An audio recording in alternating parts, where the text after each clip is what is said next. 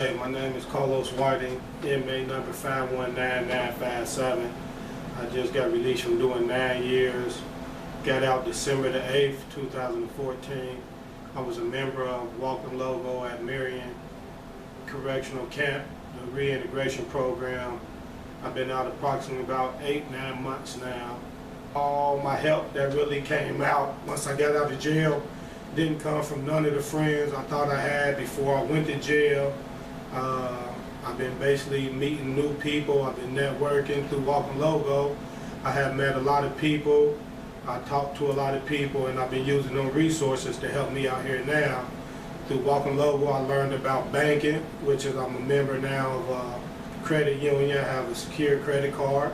I have a debit card. I came home, I got my license right away, squared my child support up, and this was all through people that I met that came in through Walking Logo that reached out and gave me cards and numbers and all these things that I can do when I get out. And I used all them people to help me in this struggle right now. I have to change all the places and the people you hang with, because 9 times out of 10, if you is a different person now, you're going to hate what the old people used to stand for and their conversations.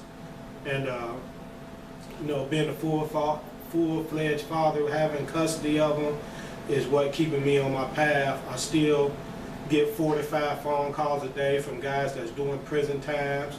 I give them their full 15 minutes. That's what keep them focused, but at the same time, it's what helped me stay focused and not go back to jail, because it's not no place that I want to be. Right now I've been out, I'm rehabbing houses. The city is out here giving out houses. I got a program, a thing I'm trying to start right now called Reliable Mobility, where I had got a bus and I'm trying to take dialysis patients back and forth to the hospital and people to the hospital, so I've been doing that. And also through my parole, I've met a few people that got a second chance type place, and when you go down there, you get a lot of business cards. I came straight home, I got my food stamps, I got medical, I go to the dentist. So all them things is out here for you, but you have to go and reach for them things first before you go look for your old friend that said he got $100, $200 for you, because that comes with problems. Lucky enough to have some parents or somebody that is going to take you in, accept that help, because now that I'm made the change that I've made, my mom is helping me, my auntie is helping me, my Jehovah's Witness congregation is helping me. I have help for so many people just because I'm being who they always knew I can be. But when I was running around doing that street stuff, who gonna help you? So if you come out and you willing to do what you're supposed to do, it's gonna be a lot of people that's gonna help you.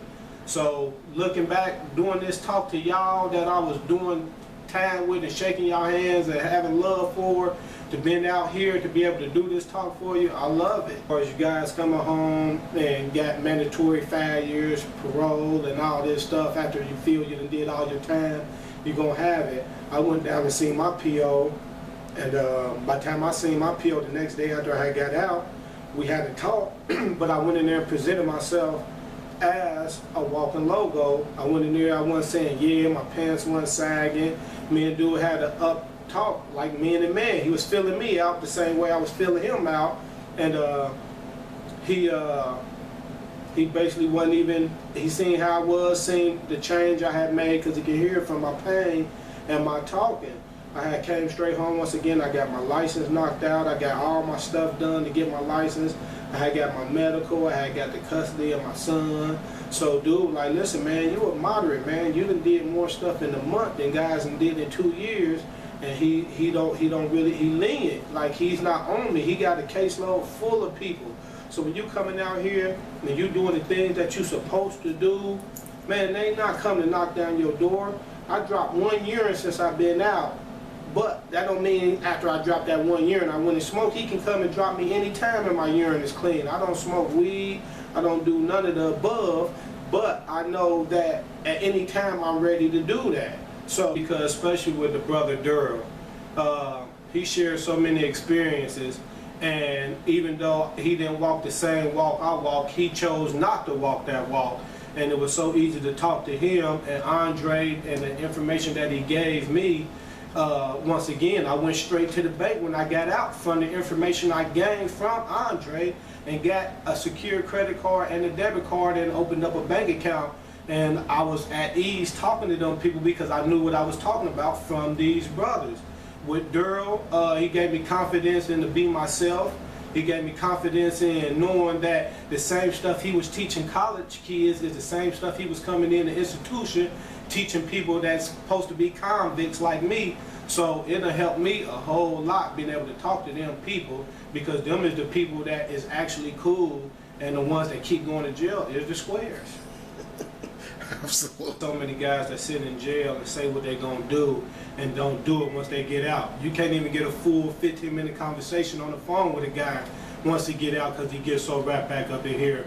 But the good thing I like about it is, because besides me telling you I did 9 years, or besides Carlos telling you he did 10 years, you cannot see that we did that time. We are not them people. So if I don't tell you I did 9 years the way I carry myself now, after watching these guys and watching Carlos go from one job to being the CEO of another job, coming in there, and the walk that he was walking with his suit and stuff on, it helped me know that only thing that was going to help me define me was me. I don't have to be that prison number. I don't have to be 519957 no more unless I tell you. So other than that, you would never know I was incarcerated unless I told you, because my whole outlook is different. You can duplicate my story as long as Carlos' story that started Vulcan Logo. The prisons will be schools now, because they're big enough to hold enough people, and they will be schools. There will be no more need for the prisons or guys to go to jail, because it's so easy to come out here and do what you got to do. It's mentally hard. It's physically easy. It's all a mental thing. If you feel you need this latest thing, or you feel you need that, then that's what you're going to chase after. But the community is here to help you.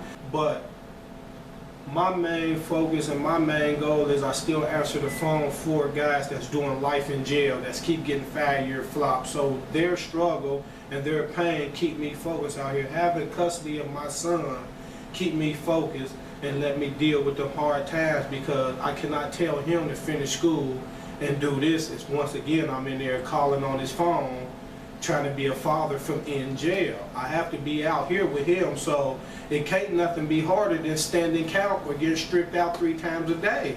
When you can open up your own refrigerator, when I can use this little Pays card and cook my own food, it can never get that hard. I love it out here. I'm staying out here. Ain't no doubt. I got an 18-year-old daughter that I just made it home to 4 or 5 months before she graduated. That was the proudest moment in my life, to see my daughter walk across the stage. She go to the Army next month, September the 1st. I got a 15-year-old daughter that was 5 when I left, that I never ever really got to meet, and she loved me to death. And it's just so many things out here, to hug my mama, to see that she's proud of me, to see that I'm being a good father, seeing I'm being a good son, I'm being a good brother, I'm being a good overall person out here. There's nothing that I can do to come back to jail and get yelled at by somebody else that feel less than me because they got some authority over me, and I put myself in that predicament. It's nothing that can force me to go back in there and do that. Make that choice. I'm the only person that can put myself back in prison, because can't nobody put handcuffs on me without me sticking my arms out to let them do it. Years and wasn't around my son at all, and to know that my son is the exact replicate of me and some way of who I used to be, because that's what he was looking up to. So for him to see the man that I am now, for me and him to leave football practice and the police pull me over just because they profiling me, and they asked my son for ID, and I'm like, he's 15 years old, he don't have no ID. They like, well, do you got ID? I say, no, I got license and insurance.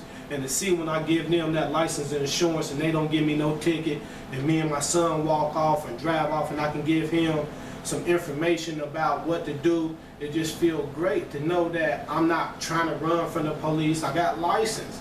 To know that my son is doing the things that he's supposed to do. Has it been rough teaching him because he feel I'm too old and he know everything and I ain't never did nothing? Yes, it has. But once again, I wouldn't trade it in for the world. I'd rather talk to him every day out here than to call every 2 minutes on that phone. The kids ain't gonna say nothing because they feel, once again, they know everything the same way. At 16, we felt we know everything, which ran us into the prison. He's learning responsibility. He's learning what a man should supposed to be. He's learning all the things that a man is supposed to do for others, do for his kids, do for his loved ones. He's learning all them things through my actions, even if I'm not saying it or he's not saying, Dad, I'm proud of you. I can tell he is. When he want me to come to that football game and watch how he run a cornerback and all them things, I can tell that he know what a man's supposed to be after I've been a boy for so long. Being taught from my actions. My actions is louder than my words. If I'm telling him, you can't do this, you can't do that, but then I'm running down the street chasing girls and I'm running around in the club, what you think he gonna do? When I came home, my son was in school online. He was going to ECOC, an online schooling. I took him to a few basketball games amongst high school people. I said, you got to be a junior. This is the experience you need. This summer, what did I do? Enroll him into high school. Now he's doing his last 2 years in high school, and he's excited. He's ready to go to school Monday. He's ready to go now because he's excited about going. But I didn't pound it into his head. I showed him what he should be doing. I didn't just come out and say, oh, you got to do this, you got to do that. I showed him. I did it first, and then my son gonna follow. Hey, my name is Carlos White Jr. I'm 16, 11th grade. This is my father, Carlos White Sr. And pretty much, it's a blessing for real.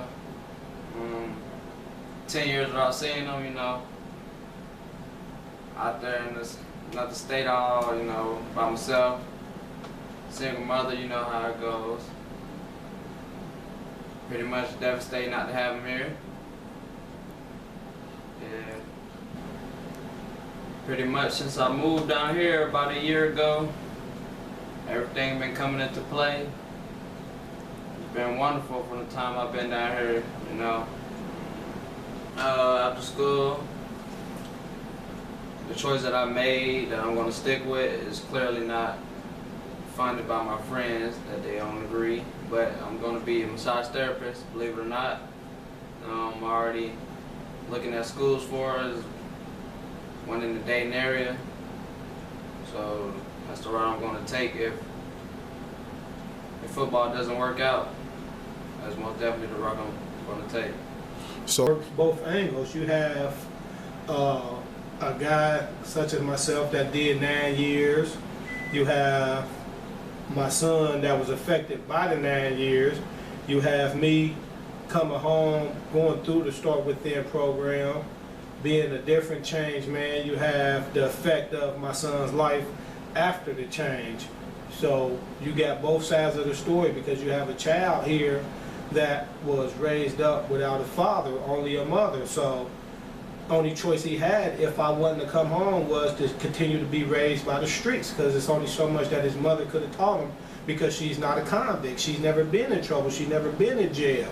So what the things I am telling him and teaching him from my experience is from Start Within. It's from me being incarcerated. It's from me being with the same knucklehead friends, you know, which is some of his friends that got shot and all that before I got custody of him. So, you know, like I say, hats off to my children's mother for giving me custody of him, letting me have him, and trying to see what I can do. Because not only am I trying to help him, by me having him, he helping me. So, met back up with Carlos after a few months of being out, and Walking Local is a program that I really believe in. It really did help me. And for this brother to come and have me do this now, he is reaching out to people outside of just meeting them in jail. It's really about networking in jail and then bringing the whole family together once we out here. Because each one of us from Cleveland, Cincinnati, Dayton, Ohio, we all have a part to play in helping each other, because we all got different ideas, and if we bring them ideas together, it's just going to grow. My son is being the pure point of what I should have been when I was that age, but my experiences from making my mistakes is what making my son's life better. So I don't never feel what I did caused it caused a problem, but I feel like it was a stepping stone. Once again, walking logo. This is what it is. He walking in steps, and he don't have to walk in steps that I already done walked in, because I already done tread that water. Carlos had already tread that water. He came back into this prison to help guys come home and have somebody that they can call when they're really going through something. You can call this man's phone and say, man, I need to talk, man, and he's going to talk to you. Once again, I'm a guy, these are all people that came from Walking Logo, that this man that got out of prison started after his 10 years, that you can call and talk to when you just don't have nobody else to talk to, because people out here don't understand that you have to adjust at the same time of still doing things when you get out. After doing so much time, you have to adjust when you get out here. And all that stuff is mental. Guys come home and use the resources that Walking Logo is teaching them, and strive to do what you know is right, because you're in this class because you know what's right. So I feel if guys come home in the next 5 to 10 years, this will be in every institution. It'll be 1,000 brothers coming out here that's stopping 1,000 brothers from going in there. I feel this thing can be real big. I feel that we all gonna have some businesses for guys to come home to and have a job for those that say it ain't no jobs, and can be their own boss. I feel this thing is going to be real big. No matter what anybody do to try to stop it, we're gonna make it, because it all started within. Before change can be seen externally, there must be change done internally.